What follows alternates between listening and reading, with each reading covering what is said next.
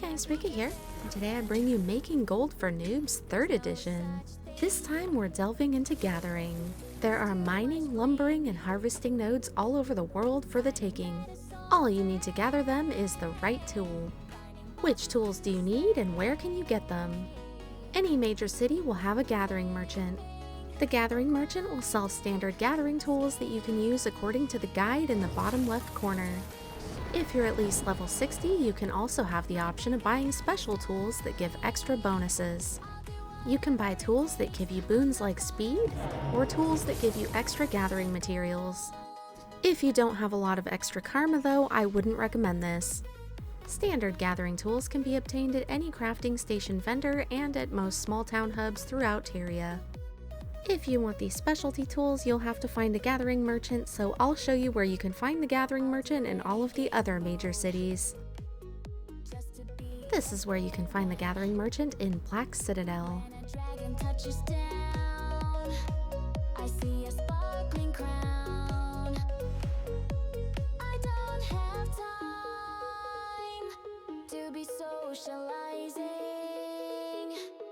Where others see mayhem, I see another gem.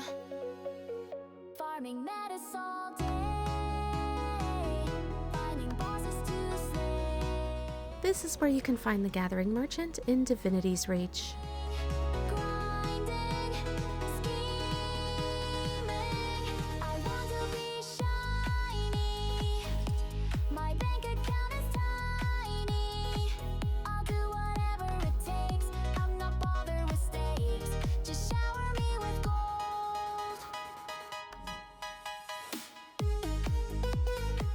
This is where you can find the gathering merchant in Hoelbrak.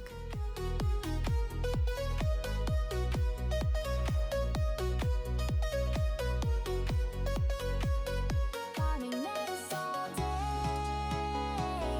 finding bosses to slay. Flipping, grinding, This is where you can find the gathering merchant in Rata. my bank account is tiny. I'll do whatever it takes. I'm not bothered with stakes. Just shower me with gold.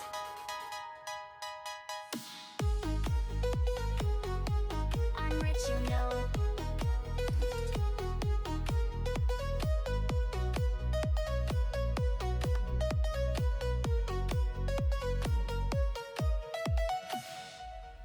This is where you can find the gathering merchant in the Grove. Beneath the moon where shadows play, dreams unfold and drift away. A quiet hum, a soft ballet. The night begins its slow relay.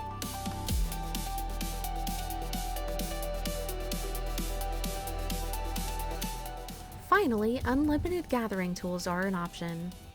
You can either buy these with Black Lion Statuettes or with gems. You get Black Lion Statuettes from opening Black Lion chests. Doing weekly key farms and map completions can get you enough statuettes in no time.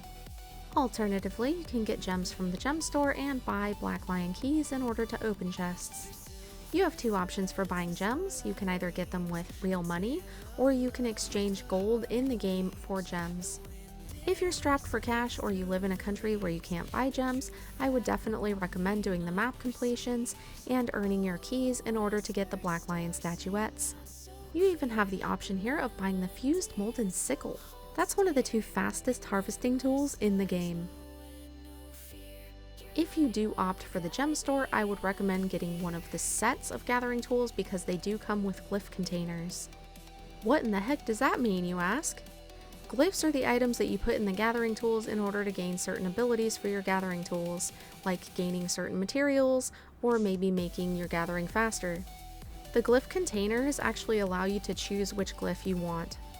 If you do opt for a set, I would recommend either the Unbound Magic gathering tools or the Volatile Magic ones.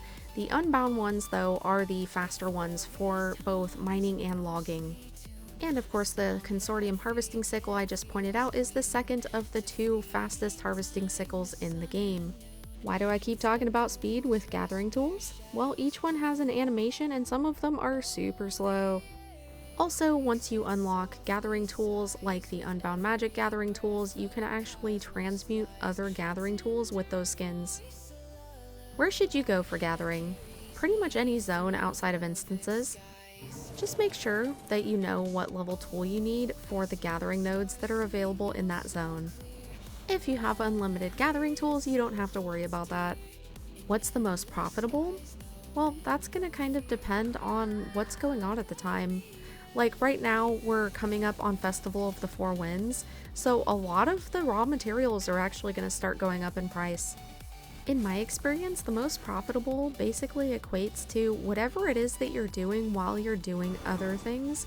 So with gathering, I'm normally doing something else like dailies or map completion and doing the gathering nodes, and I just sell everything when I'm done. Alternatively, if you need materials, then the most profitable thing is going to be whatever saves you the most gold. Either way, having the right gathering tools and knowing where to gather these materials is going to help you. Unfortunately, the gathering tools do not stack, so make sure that you bring enough for the zone. I just went around gathering with one of each set, and stopped as soon as I had run out of them. As you can see, these are just profits from the raw materials. I'll be going over the refinement in future videos. Considering that these gathering tools cost me 72 copper, I think my investment was well worth it. Now onto the iron gathering tools. With this set of tools, I did Brisbane Wildlands, Fields of Ruin, Gandharan Fields, and Lornar's Pass. Brisbane Wildlands, of course, is kind of lower level. I only did the northeast corner there where all of the iron is in this canyon. And it is worth noting that you can stay in pretty much any zone with one set of gathering tools and easily run out. That's especially true if you're doing something like leveling or doing map completion.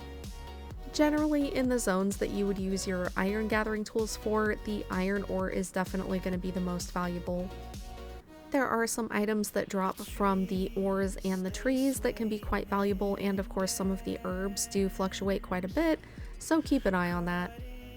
I do farm iron ore quite often though because you need it for ascended items. As for the softwood logs, I mainly just keep these for the refined homestead wood. Usually the only reason for chopping these down is actually not the wood itself, but the items that you get with the wood, like whatever your glyphs are giving you. If nothing else though, you're always getting experience. Spirit shards are extremely valuable. Or leveling up, of course. The iron gathering tools cost me 1 silver and 68 copper, so again, considering my investment, this is a pretty good profit. Also, something I didn't mention before is that I am not including anything that I gained from killing enemies that I had to kill because, of course, they couldn't just leave me alone to gather things. I didn't bother with the steel gathering tools, I just jumped straight to the Darksteel and went to platinum zones. I decided to go with Iron Marches, Sparkfly Fen, and Timberline Falls. These are 3 of my favorite gathering zones. The main reason for that is because there seems to be such a density of the gathering nodes. That could just be bias. I do really like these zones also. I just really enjoy them.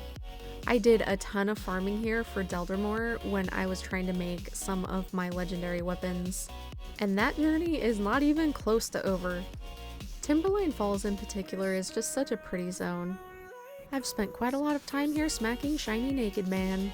The Darksteel Gathering Tools cost me a total of 3 silver and 60 copper. Let's see what kind of profit I get out of this. I already have almost 21 silver sitting there, so just subtract that from the end. Still over 3 gold just from raw materials. Now on to the Mithril zones. These are going to be weird in between areas, so you're going to have areas that are kind of a mix of platinum and mithril, and areas that are kind of a mix of mithril and orichalcum. I am limiting this guide to pre-level 80 areas just in the interest of showing what everybody can do before they hit level 80, so my choices of zones were pretty limited. I chose to go for Frostgorge Sound, Fireheart Rise, and Straits of Devastation. These zones are actually fantastic for mithril and elderwood, and things like artichokes and cayenne peppers. There's even an artichoke garden in Straits of Devastation. The Mithril Gathering Tools cost me 4 silver and 80 copper. Do you think gathering is worth your time? Let me know down in the comments. As always, thank you for watching and stay tuned for Making Gold for Noobs 4th edition.